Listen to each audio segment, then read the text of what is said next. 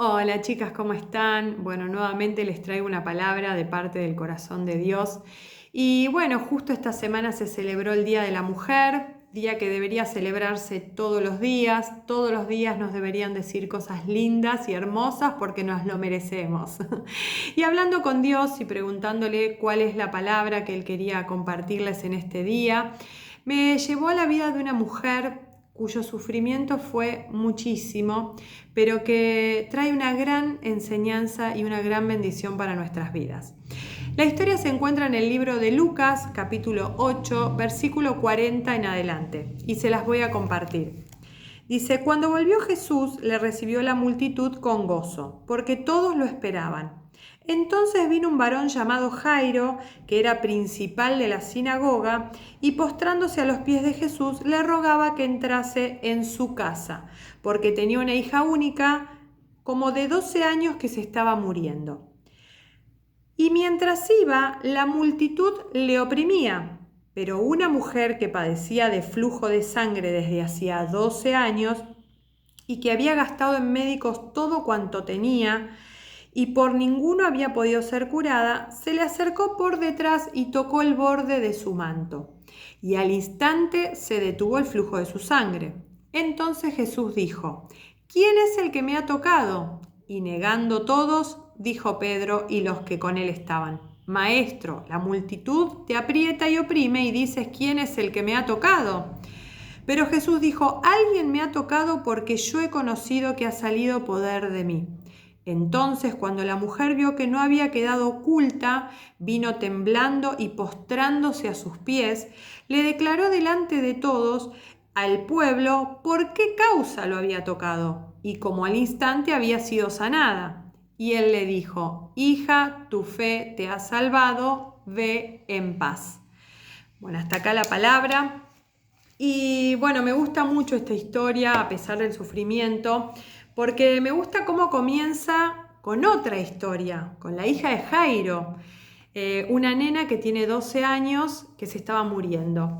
Y me gusta que esté puesta dentro de este mismo capítulo, porque puedo ver que para algunos 12 años es muy poco tiempo, para una niña 12 años es nada no haber vivido, pero para otros 12 años es mucho tiempo de sufrimiento y pasó mucho tiempo de algo que realmente le hacía muy mal. Y bueno, esta es la historia de esta mujer, no tiene nombre en la Biblia. Algunos historiadores dicen que posiblemente se llamaría Verónica, pero no lo sabemos con exactitud. Pero a mí me gusta investigar, siempre que les voy a dar una palabra, un poco el contexto, un poco qué era de la vida de esta mujer.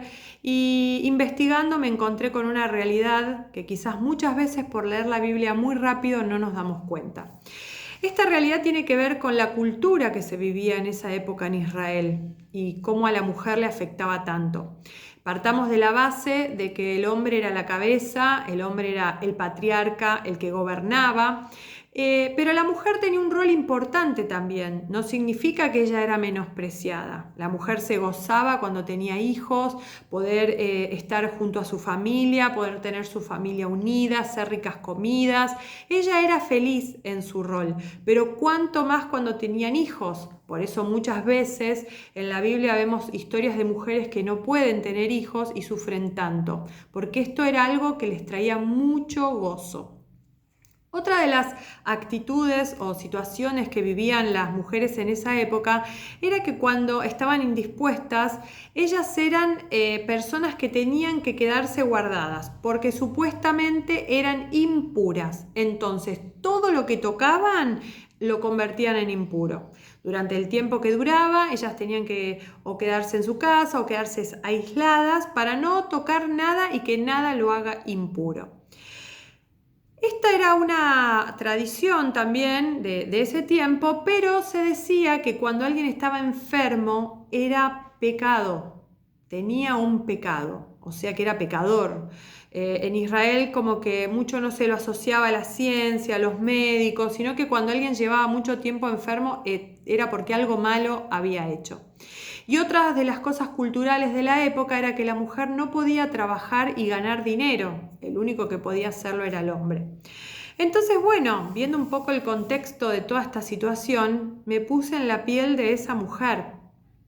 Una mujer que era impura a los ojos del hombre, una mujer que era pecadora a los ojos del hombre, una mujer que no podía trabajar para ganar dinero y obviamente que todo esto que ella tenía hacía que por ende no pudiera tener familia, no pudiera tener alguien que la amara, no pudiera tener hijos, sino que vivía una vida de plena soledad. Y hasta me imagino que muchas veces debe haber tenido que irse a vivir lejos de su pueblo y de su ciudad para ganar algo de dinero, que estaban en las puertas de los templos pidiendo plata. La Biblia dice que esta mujer todo lo que tenía lo gastaba en médicos, o sea que lo poco que a ella le daban se lo gastaba para encontrar una cura a su problema. Esto la verdad que a mí me partía el corazón pensar que una persona pudo vivir tantos años de esta forma. Yo no lo podía creer y me quebrantaba el corazón leerlo. Pero esta mujer, algo que me gusta mucho, y es que lo último que perdió es la fe.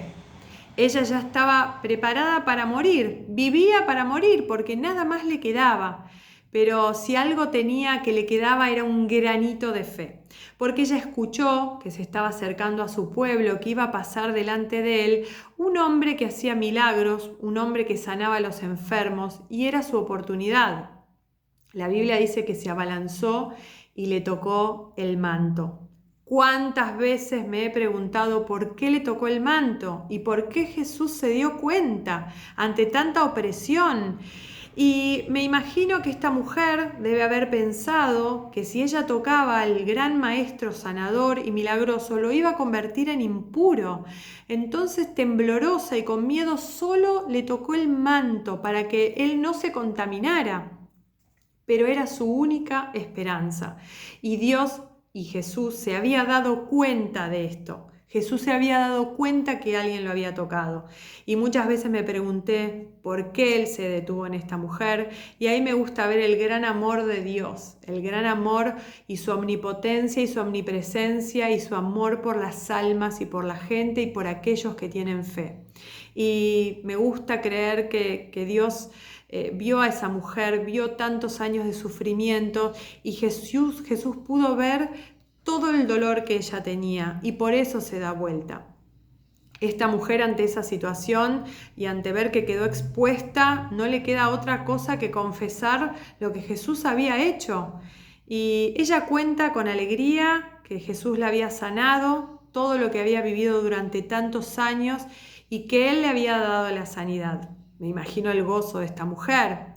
Pero también me imagino que cuando ella se postró temblorosa y con miedo, ¿qué esperaría? ¿Qué esperaría de ese hombre que le conteste, sabiendo que ella era impura y que sin embargo la había tocado? Seguramente se arrodilló y se postró esperando lo peor.